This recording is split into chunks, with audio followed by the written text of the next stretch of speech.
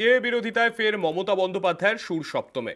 পাল্টা সবাইকে নাগরিকত্বের গ্যারেন্টি নরেন্দ্র মোদীর, কিন্তু তার মন্ত্রী শান্তনু ঠাকুরের গলায় সিএএ নিয়েই আমরা ওরা। এমনকি সিএএ আসলে এনআরসি থেকে বাঁচার একমাত্র উপায়, এমনটাও মনে করেন শান্তনু। এ নিয়ে তৈরি হয়েছে বিতর্ক।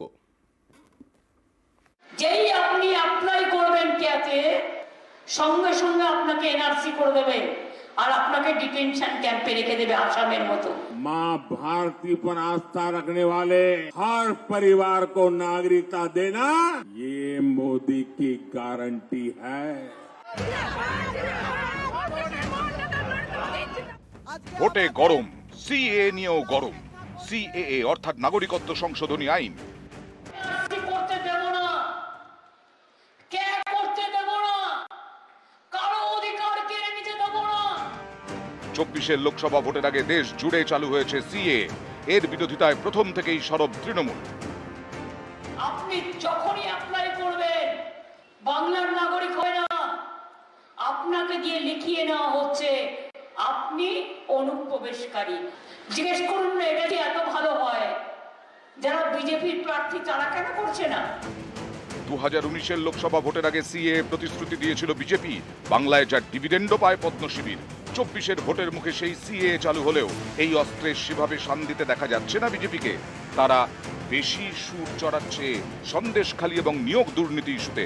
উল্টো দিকে তৃণমূল কিন্তু সিএএ নিয়ে সরব। বারবার মোদী সরকারকে নিশানা করেছেন মমতা। এই প্রেক্ষাপটে বৃহস্পতিবার কোচবিহারের সভায় মোদীর মুখেও সিএএ প্রসঙ্গ।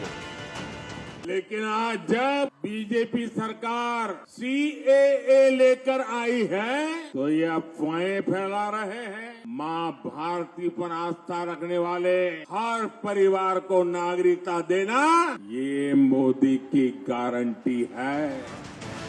সিএএ আসলে এনআরসি থেকে বাঁচার একমাত্র উপায় বলে মনে করেন মোদী সরকারের মন্ত্রী শান্তনু ঠাকুর।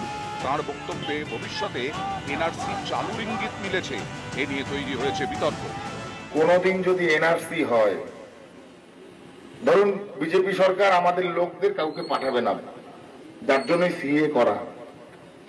বিজেপি সরকার কিছু করলো না, এনআরসি 200 বছর পরে যদি এনআরসি করে এই সংবিধান অনুসারে রাষ্ট্রপতি শাসন দিয়ে ঘাড় ধাক্কা দিয়ে দেশ দিয়ে বার করে দেয় রোহিঙ্গার মতো, মমতা বন্দ্যোপাধ্যায়ের দল বাঁচাবে? এনআরসি চালুর সম্ভাবনা শুধু নয়, সিএএ এর বিরোধিতা করা তৃণমূল কংগ্রেসের কর্মী সমর্থকরা যাতে ভবিষ্যতে বিপদে পড়েন তার পক্ষেও সওয়াল করেছেন শান্তনু ঠাকুর। আপনারা সেলফ ডিক্লিয়ারেশন দেবেন, আর যখন ফিজিক্যাল ভেরিফিকেশন হবে তখন আমাদের সাথে একবার দেখা করবেন, বা আমরা আপনাদের বলে দেব লোক পাঠিয়ে পাঠিয়ে কোথা দিয়ে কি করে আপনাদের কি করতে হবে। এখন সে কথা বলবো না। টিএমসির লোকদের নিতে দেবেন না, একটা টিএমসির লোকদের আমরা নাগরিকত্ব দেব না। বড় বড় কথা না। জোড়া বিতর্কেও পিছু না হটে সিএএ নিয়ে নিজের অবস্থানে অনড় কেন্দ্রীয় জাহাজ প্রতিমন্ত্রী। যারা সিএর বিরোধিতা করছে তারা যদি নাগরিকত্ব নিতে আসে 71 সালের আইন অনুসারে মমতা বন্দ্যোপাধ্যায়দের যেন নাগরিকত্ব দিতে পারে বা ওর ভোটার কার্ডে যেন সেটা সম্পূর্ণ হয়। তো দল বেছেই তো এটাকে ডিনাই করেছে, সমর্থন করেনি।